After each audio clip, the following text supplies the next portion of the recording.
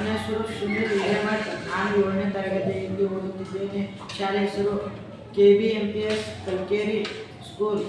ಇಂದು charging ಶೂಸ್ಗಳ ಬಗ್ಗೆ ಹೇಳುತ್ತಿದ್ದೇನೆ.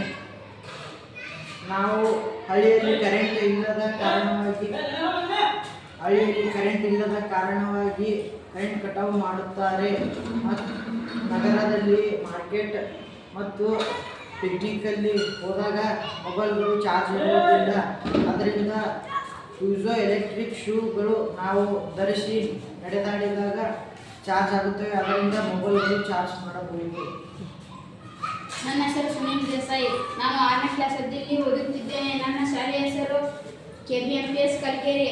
ನಾನು ಸ್ಮಾರ್ಟ್ ಡಸ್ಟ್ಬಿನ್ ಬಗ್ಗೆ ಹೇಳುತ್ತೇನೆ. ಸ್ಮಾರ್ಟ್ ಡಸ್ಟ್ಬಿನ್ ಇದರ ಮುಂದಗಡೆ ಸೆಲ್ಸರ್ ಇರುತ್ತದೆ. ಇದು ಕಸ ಬಂದ ತಕ್ಷಣ ಆಟೋಮೆಟಿಕ್ ಓಪನ್ ಆಗುತ್ತದೆ. ಕಸ ಹಾಕಿದ ತಕ್ಷಣ ಆಟೋಮೆಟಿಕ್ ಮುಚ್ಚುತ್ತದೆ. ಇದರ ಒಳಗೆ ಇದು ಭಾಗ್ಯ ಜಾಪರ್ ಇರುತ್ತದೆ.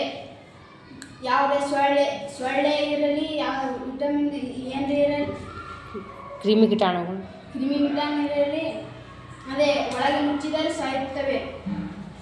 ನನ್ನ ಹೆಸರು ಗಣೇಶ್ ಹುಡುಗಿ. ನಾನು 7ನೇ ತರಗತಿಯಲ್ಲಿ ಶಾಲೆಯ ಹೆಸರು KBMPS Kalkeri. Dust catcher umbrella.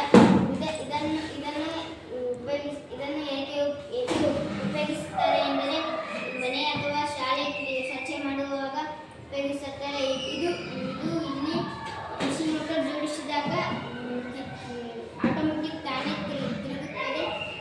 ಆದ್ದರಿಂದ ಇದು ಮೇಲೆ ಎತ್ತಿ ಹಿಡಿದಾಗ ನಮ್ಮ ಮೇಲೆ ಧೂಳು ಅಥವಾ ಕಸ ನಮ್ಮ ಮೇಲೆ ಬೀಳುವುದಿಲ್ಲ, ಇದರ ಒಳಗೆ ಬೀಳುವುದು. ಆದ್ದರಿಂದ ನಮಗೆ ಆರೋಗ್ಯ ಅಥವಾ ರೋಗಗಳು ಯಾವುದೂ ಬರುವುದಿಲ್ಲ.